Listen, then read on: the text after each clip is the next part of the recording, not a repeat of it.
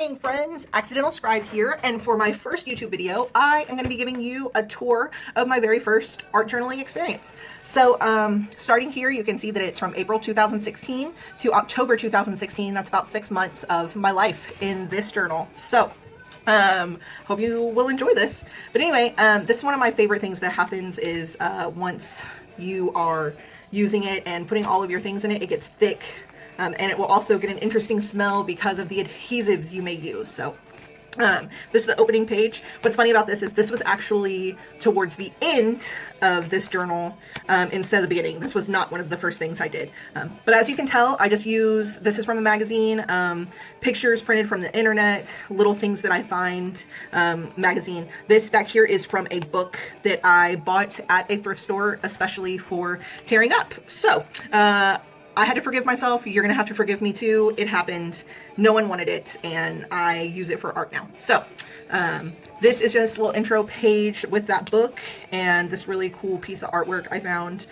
So if any of your artwork, you find it in my stuff, please let me know, and I will definitely credit you because I stole a lot of things from the internet and from Pinterest and whatnot, and I don't know who they belong to, but they're my personal things. So one of the very first things I started using was washi tape. It was easy to come by. It had lots of colors. It was super easy to use. That and alphabet stickers. Yeah, I would find them at Hobby Lobby, Walmart, the dollar store, and that was one of the first things that I really started to use, plus things from the internet. It really started as a growth situation. I was in counseling for quite a while during this year, just trying to find myself. I was basically having an identity crisis and didn't know who Rachel was. So this page here is one of my absolute favorites because it's the start of everything, kind of. There's the torn up book behind here, some scrapbook paper. I had found, you know, a couple of, I think I got this from Michael's like little cheap dollar area, and then I found this one clearanced at Hobby Lobby. And these buttons were things that I had, but I didn't really know what to do with them. So, and then pictures from the internet. I just really started putting them together, and this page here is a reminder of like where I started. So it's super cool for me to come back and look through it and be like, oh wow, yeah. So this is another one. You can see that book. I hadn't learned how to really layer yet, so everything is chunky and thick. But it's all experimentation, so it's really fun. This is a picture, I can't even remember where I found him now. I wish I would have dated things and written a little more about some things now. But I couldn't figure out his story. I didn't know. He was a mystery to me, so I kind of just put him in here, and that's where he lives, on this page.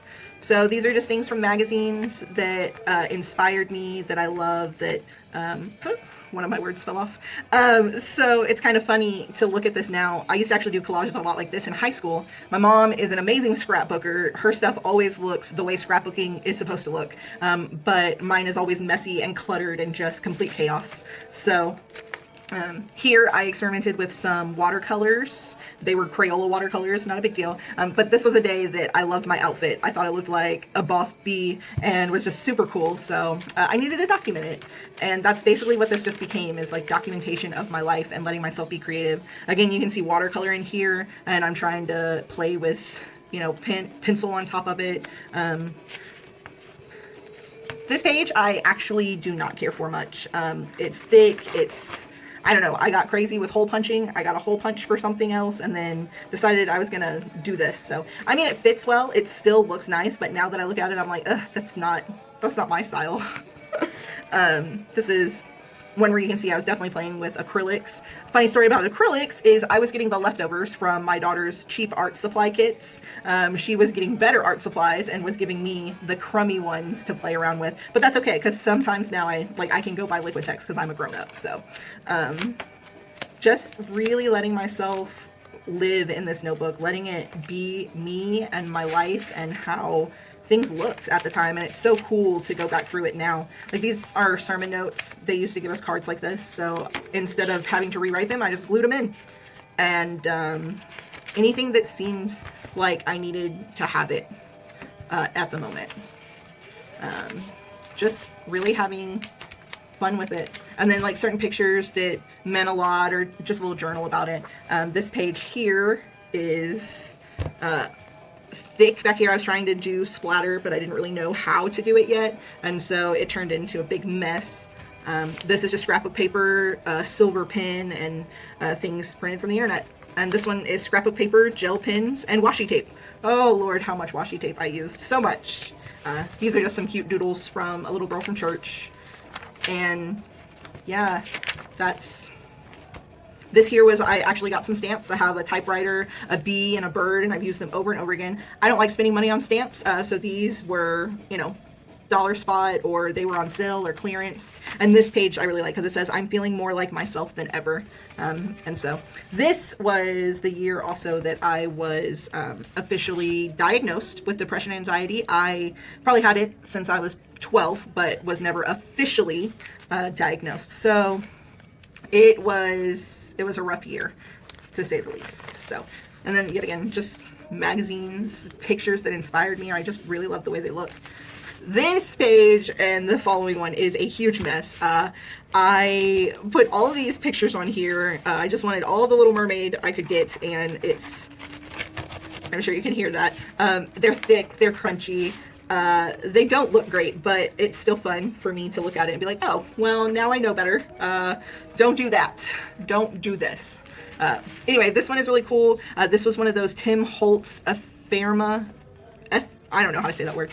It's a hard word. Anyway, and I had actually bought it. It had little tickets and cards and flowers and these little number stamps like this. And I used way too many on this page, but I don't even care because I was just so excited to actually buy something for the journaling. So, and then quotes, things that stuck out to me that really mattered, things that I wanted to be able, it's all about growth in this one and becoming who I was or who I am now. And it's really cool.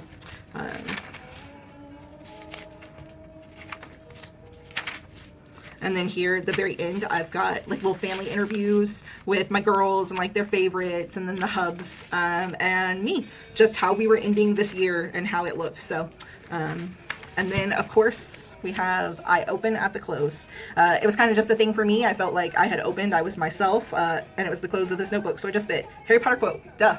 And then what's really cool, I found this at Target in the dollar spot in 2016, and I've got until 2025 with it, but it was super cheap. It is super cheap, you can tell. Yeah, but I love it anyway. So, and then also what's really cool about these is they have a pocket in them, and sometimes it's really fun to see all the stuff that you have jammed in there at the end of your journal. Yeah, I really enjoyed going back through this notebook. It will probably always be one of my favorites just because it was the first one where I really started to find my style and everything. So thank you guys so much for tuning in, and I will see you later.